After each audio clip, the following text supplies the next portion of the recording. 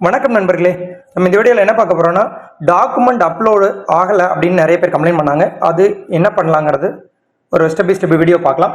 இப்போ அப்ஜெக்ஷன் கிளியரன்ஸில் எனக்கு டாக்குமெண்ட் ஒன்று அப்லோடு இருக்குது, அதை பார்க்கல அப்படின்னு. அப்லோடில் 2 ஆப்ஷன் காமிக்குது, upload, crop and upload. So இப்போதைக்கு எக்ஸாம்பிள் நம்ம இப்போ நார்மலாக யூஸ் பண்ணுற மாதிரி crop and upload option use பண்ணலாம். 200 dpi A4 ஃபார்மேட் கலர் ஃபார்மேட்டில் ஸ்கேன் பண்ணிக்கோங்க. பேன் அப்ளிகேஷன் 2 பேஜ் வரும். சப்போர்ட்டிங் டாக்குமெண்ட் டிஓபிக்யூ அடிஷனல் ப்ரூஃப் வைப்போ, ஆதார் வைப்போ. ஸோ எல்லாத்தையும் ஒரே பிடிஎஃப் ஃபைலாக ஸ்கேன் பண்ணி அப்லோடு பண்ணலாம். அப்லோடு பண்ணதுமே எனக்கு 4 பேஜஸ்மே ஸ்கேன் வந்துருச்சு. இப்போ நான் வந்து ஃபஸ்ட்டு பேஜ் மட்டும் கிளிக் பண்ணி ஃபோட்டோவை ப்ராப்பராக கிராப் பண்ணி கிராப் இமேஜ் கொடுத்தோம்னா ஃபோட்டோ மட்டும் தனியாக கிராப் ஆகி வந்துடும். அதை அப்படியே ட்ராக் பண்ணி விட்டோம்னா ஃபோட்டோ ஓகே ஆயிரும். அடுத்தது சைன், செகண்ட் பேஜோ இல்லை டாக்குமெண்ட் பேஜ்லையோ சைன் இருக்கும்.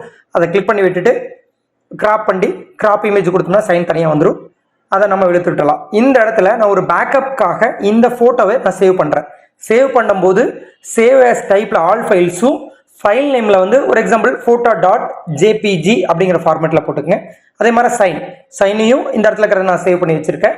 sign.jpg சேவ் ஆஸ் டைப்பில் ஆல் ஃபைல்ஸ் கொடுத்துக்குங்க. கொடுத்து சேவ் பண்ணிக்கோங்க. ஜஸ்ட் இந்த ஃபோட்டோ ஃபியூச்சர் யூஸ்க்காக தான் நான் அது பின்னாடி அது எதுக்கு பயன்படுதுன்னு உங்களுக்கு எக்ஸ்பிளைன் பண்ணுறேன். இப்போ அப்லோடு பிக்சர் அண்ட் சிக்னேச்சர் கொடுக்குறேன். இதில் ஃபார்ம், ஃபோட்டோ, சைன் ஆட்டோமேட்டிக்காக ஆயிரும். நம்ம ப்ரீவியஸ் எல்லாம் பார்த்தது வந்து மேனுவலாக பண்ணுற மாதிரி இருக்கும்.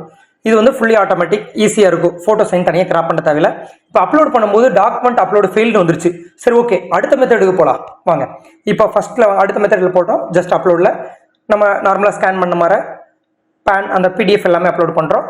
அடுத்தது இமேஜ், ஃபோட்டோ, சைன் நான் அப்லோட் பண்ணிட்டேன். இந்த ஃபோட்டோ சைனில் சின்ன சேஞ்சஸ் பண்ணியிருப்போம். நான் அது பின்னாடி இந்த வீடியோ முடிஞ்சுமே என்னன்னு சொல்கிறேன். ஓகே, இப்போ டேரெக்டாக அந்த ஃபோட்டோ சைன் அப்லோட் பண்ணி பார்க்குறோம். இப்போ வந்து டாக்குமெண்ட் அப்லோடு ஓகே ஆயிடுச்சு. இந்த 2 மெத்தடில் ஏதாவது ஒன்றாவது ஒர்க் ஆகும். அட் சேம் டைமில் இந்த 2மே வேலை செய்யல அப்படின்னா யூடிஐ எண்டில் சர்வர் இஷ்யூ இருக்குன்னு அர்த்தம். கொஞ்சம் நேரம் கழிச்சு இல்லைன்னா ஒரு நாள் கழிச்சு ட்ரை பண்ணுங்கள், அந்த இஷ்யூ கிளியர் ஆயிரும். நார்மலாக அந்த ஃபோட்டோ சைன் பிடிஎஃப் அப்லோட் பண்ணுறதுக்கு இதான் ஃபார்மேட். இப்போ எகைன் அப்லோட் அந்த அப்ஜெக்ஷனில் செக் பண்ணி பார்த்துட்டு டாக்குமெண்ட் இருக்கா இல்லையான்னு.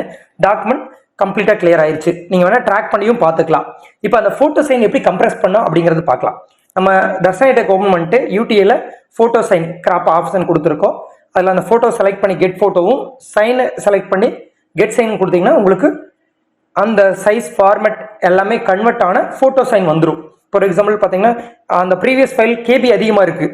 நம்ம கன்வெர்ட் பண்ணது ஃபைல் சைஸ், அந்த ரெக்யூர் டிபி வேல்யூ எல்லாமே பர்ஃபெக்டாக வந்துடும். ஓகே, இந்த ஃபைலை தான் நான் அப்லோடு பண்ணேன்.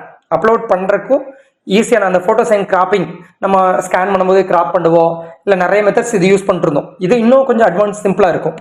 ஸோ அப்லோடிங் இஷ்யூ இப்போ கிளியர் ஆயிருக்கும்னு நினைக்கிறேன். இந்த வீடியோ உங்களுக்கு பயனுள்ளதாக இருக்குன்னு நினைக்கிறேன். மேலும் சிறந்த வீடியோ மூலம் உங்களை சந்திக்கும் வரை உங்களை விடைபெறுவது தேவா திருப்பூர். நன்றி நண்பர்.